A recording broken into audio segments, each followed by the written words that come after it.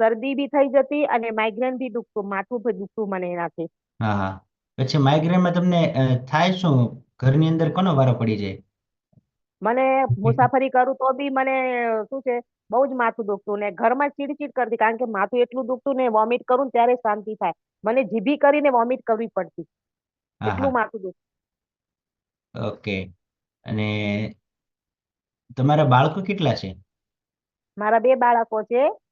Okay. એને આ માઇગ્રેનના કારણે એને ક્યારે માર ખાધેલો છે કે ભાઈ તમને ગુસ્સો આવી ગયો ને તમે મારેલા હોય એવું? ના, એવું તો નથી થયું કોઈ દિવસ, પણ આમ એના પર ગુસ્સો થતી, કારણ કે માથું એટલું દુખતું મને સર, હા કે શું કરવાનું. એ શું એ પણ નાના હતા, એને પણ ખબર નહોતી ને. હા હા. પણ એને ખબર નહોતી ને આપણું માથું એટલું દુખતું કે ચીડચીડ છોકરા કઈ કરતે કઈ કે છે મને આ જોઈએ છે તે આપણું માથું એટલું દુખતું કે એના પર ગુસ્સો કરતા આપે. યસ. પણ એને ખ્યાલ પણ ન હોય કે આવું બધું કેમ કરતા હશે મમ્મી. બરાબર એવું થતું હા. હોય ને. હા.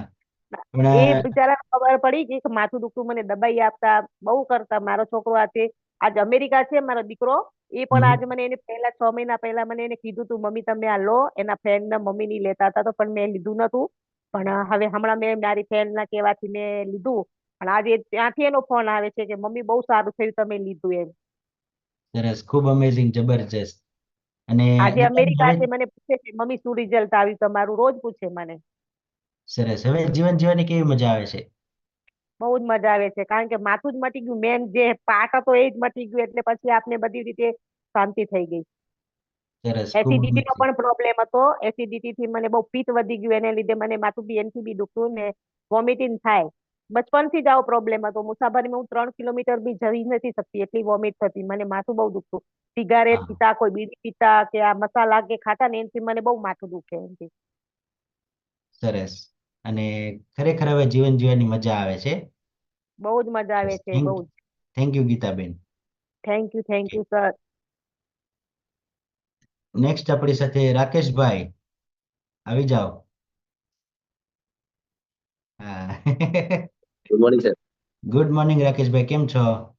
બસ જોરદાર, જબરજસ્ત, મસ્ત મસ્ત. હા, આ જોરદાર જબરદસ્ત કેટલા સમય પહેલા થયા?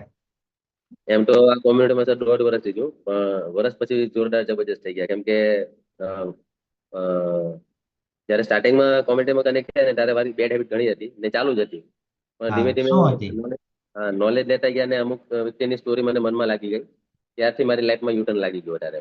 ઓકે ને અત્યારે રાકેશભાઈ, તમારી બેડ હેબિટ શું શું હતી?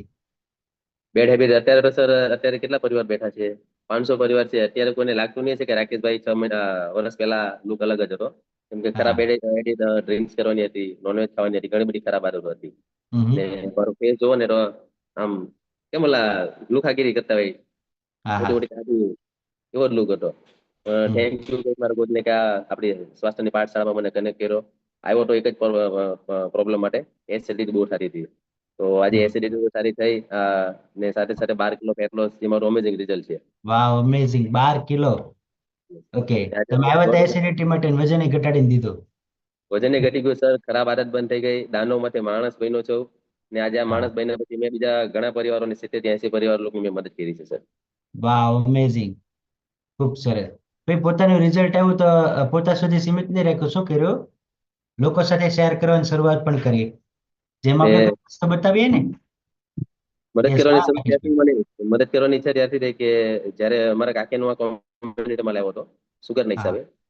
તો જ્યારે મારા કાકીનું સુગર એકદમ કંટ્રોલમાં આવી ગયું, દવા બધી બંધ થઈ. હા હા. બરાબર, એટલે મારા પપ્પા મને ઘણા યાદ આવ્યા, કેમ કે મારા પપ્પા 2019માં સુગરના હિસાબે જ expire થઈ ગયા હતા. તો મારા હા. કાકી મને રોતા રોતા બ્લેસિંગ આપતા હતા કે દીકરા આજે તારા થકી મારી બધી દવા બંધ થઈ, મને જે તકલીફ થતી હતી એમાં મને રાહત થઈ એમ. તો વાવ, ખૂબ અમેઝિંગ. મને થોડુંક ફીલ થયું કે આ કોમ્યુનિટી જો મને પહેલા મળ્યું હોત તો હજી મારા પપ્પા મારી બાજુમાં બેઠા હોત એમ. એટલે પછી મેં હા. કીધું કે આવી તકલીફ તો લોકોને ઘરે ઘરે છે, તો કેમ આપણે લોકો દવાખાનામાં રૂપિયા નાખી નાખીને થાકી જાય છે, પણ બે પૈસા પોતાના શરીર પર જો ઇન્વેસ્ટ કરે ને તો દવાખાને જવાની જરૂર ન પડે એમ. એટલે ત્યારથી મેં યસ. શરૂઆત કરી લોકોની મદદ કરવાની. સરસ, ખૂબ અમેઝિંગ રાકેશભાઈ. રાકેશભાઈ માટે જબરદસ્ત ક્લેપ કરો. ભાઈ દારૂ છોડ્યો છે હો ભાઈ. કેટલા વર્ષથી પીતા હતા રાકેશભાઈ? એ તો ઘણા વર્ષથી પીધો, અને હું બ્રાન્ડ જ પીધો સાહેબ, નંબર 1 હા બ્રાન્ડ. કહે ને કે હા પેલો ડમરનો નો હારો, મહારાષ્ટ્રનો હારો આવે એમ. એટલે હું હા. મહારાષ્ટ્ર પીધો, પણ આ કોમ્યુનિટીમાં આવ્યા પછી વર્લ્ડની નંબર 1 બ્રાન્ડ પીટા થઈ ગયા. વાવ, ખૂબ અમેઝિંગ, સરસ સરસ. આ ક્લબ છે કે નહીં એ અમેઝિંગ છે. લોકોના માઇન્ડસેટ ક્યાંથી થવાના છે? ક્લબની અંદર આવવાથી. Yes, Yes, sir. સરસ. રાકેશભાઈ, હવે જીવન જીવવાની કેવી મજા આવે છે? ખૂબ એટલે અતિ ખૂબ મજા આવે છે સર જીવન. લોકોની મદદ કરીએ છીએ. લોકોને જ્યારે રિઝલ્ટ આવે છે ને સર તો દિલથી બ્લેસિંગ આપે છે. યસ, કે જે લોકો રાકેશભાઈ મજા નથી આવતી હો ભાઈ. કેટલા લોકોએ સાંભળ્યું? રાકેશભાઈને અતિ મજા આવે છે. સરસ. ઘણા આજે બધા સર લોકો હસી રહ્યા છે. વડોદરામાં એક ભારતીબેન મિસ્ત્રી કરીને છે સર કે હમ. જે બેને ડોક્ટરને કહી દીધું કે સાહેબ મને પોઈઝનનું ઇન્જેક્શન આપી દો એમ. એટલી પરિસ્થિતિમાં હતા એ. તો આજે બેન ચાલતા થઈ ગયા ને તો આજે એમનો મોટો છોકરો લંડનમાં રહે છે. તો એમના છોકરા કરતા અમને વિશેષ માને છે એમ કે આજે તમારા થકી અમે આજે અમે ચાલતા થયા ને આટલું બધું દુઃખ સહન જે કરતા હતા એમાં રાહત થઈ ગઈ છે. તો દિલથી આશીર્વાદ આપે છે. વાવ, ખૂબ અમેઝિંગ, જબરજસ્ત. જબરદસ્ત ક્લેપિંગ કરીશું આપણે રાકેશભાઈ માટે. થેન્ક યુ રાકેશભાઈ. Thank you. યસ, નેક્સ્ટ આપણી સાથે એક રિઝલ્ટ લેશું આપણે, મીનાબેન. Yes sir, good morning, Jai Swaminarayan. Good morning, Jai Swaminarayan. જ્યારે ટોપિક હોય છે ને કે આપણને બેસ્ટ રિઝલ્ટ આવ્યું હોય ને ત્યારે રહેવાતું નથી રિઝલ્ટ શેર કર્યા વગર. યસ. એટલે એમ થાય કે ના મારે કરવું જ છે. મારું માઇગ્રેનમાં બહુ બેસ્ટ રિઝલ્ટ છે સર. આથી 30 વર્ષ પહેલાનો બહુ જૂનો હતો માઇગ્રેન અને આજે એમાં બહુ બેસ્ટ રિઝલ્ટ છે સર. મારે જ્યારથી મેં રાજા જેવો નાસ્તો રાણી જેવી ચા સ્ટાર્ટ કરી છે ત્યારથી મને એવું એક પણ વાર મને માથું નથી દુખ્યું. ગમે તેવું ટ્રાવેલિંગ કરું છું કે કોઈ પણ એવું મેરેજમાં જાઉં છું, કઈ ખાવા પીવામાં ચેન્જ થાય છે તો પણ મને એવું માઇગ્રેન ક્યારેય થયું નથી. અને જ્યારે માઇગ્રેન હતું ત્યારે બહુ ખરાબ પરિસ્થિતિ હતી. બધી કોઈ કે અહીંયા આ કરો બધું કરી જોયું. આયુર્વેદના ઉકાળા પીધા, હોમિયોપેથી કરી અને દોરા બધું કર્યું પણ માઇગ્રેનમાં કોઈ રિઝલ્ટ નહોતું. એટલે પહેલા તો મને એ ખુશી થઈ છે કે માઇગ્રેનમાં મારે બહુ બેસ્ટ રિઝલ્ટ આવ્યું. કે મને એવું થતું હતું કે લાકડાની સાથે જ મારો દુખાવો જશે, આ કઈ મને કઈ આમાં મટવાનું નથી એવું થતું હતું. અને બીજા સર મારા બેસ્ટ રિઝલ્ટ બધા બહુ આવ્યા છે. ડાયાબિટીસની દવા મારી 2 રિમૂવ થઈ ગઈ છે. અત્યારે મોર્નિંગની એક જ છે અને મને ચોક્કસથી ખાતરી છે કે મારી એક પણ રિમૂવ થઈ જ જવાની છે હવે ટૂંક સમયમાં. અને કોલેસ્ટ્રોલની દવા એની સાથે જ રિમૂવ થઈ ગઈ છે મારી. અને બીજા બધું મને જે સંધિવા આવી ગયો તો આજથી 7 મહિના પહેલા કે હું બેડ રેસ્ટમાં જ હતી, ઊભી નહોતી થઈ શકતી, એવી પોઝિશન ખરાબ હતી. તો એમાં મારું બેસ્ટ રિઝલ્ટ છે સર કે એમાં તો 15 જ દિવસમાં મને ચાલવા જતી હતી સવારે વોક કરવા 45 મિનિટ. એટલે એમાં મારું બહુ બેસ્ટ રિઝલ્ટ છે.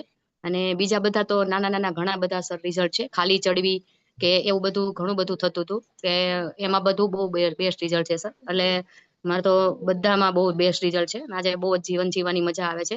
આથી 7 મહિના પહેલા તો એવું થતું હતું કે બસ હવે જિંદગી પૂરી થઈ ગઈ છે, હવે કઈ છે નહીં કઈ, એવી ડિપ્રેશન જ થઈ ગયું હતું એક જાતનું. એવી ખરાબ પરિસ્થિતિ હતી સર. અને આજે બીજા લોકોની હેલ્પ કરું છું તો એ લોકો મને ફોન કરીને થેન્ક યુ કે છે ને ત્યારે સર ઓર આમ એવી બધી વધારે એનર્જી આવી જાય છે એમ કે વાવ, ખૂબ અમેઝિંગ. બહુ ખુશી થાય છે એમ, બહુ ખુશી થાય છે. સરસ. મારું બહુ જ તમારું જે રિઝલ્ટ મીનાબેન આવ્યું કે નહીં, તો એ પોતાના સુધી ન રાખ્યું, શું કર્યું? સ્પ્રેડ કર્યું બધા સુધી. યસ, અને કમ્યુનિટીમાં તમે લોકોને હેલ્પ કરવાની શરૂઆત કરી. ચોક્કસ સર, ચોક્કસ. સરસ, ખૂબ અમેઝિંગ. જબરદસ્ત ક્લેપિંગ કરો ભાઈ મીનાબેન માટે. Thank yes, you sir. સરસ. તો ખાસ આવતીકાલે રવિવારનો દિવસ અને રજાનો દિવસ, બધા લોકો ક્યારે ઉઠે? ચાલો ભાઈ, કેટલા વાગે ઉઠે બધા લોકો? મીનાબેન કેટલા વાગે ઉઠે? હું તો ડેઈલી સર 4:30 જાગી જાઉં છું. સવાર જ્યારથી આ કોમ્યુનિટીમાં જ્યારે થઈને ત્યારથી 4:30 જાગી જાઉં છું, એક્સરસાઇઝ કરું છું, વોક કરવા જાઉં છું.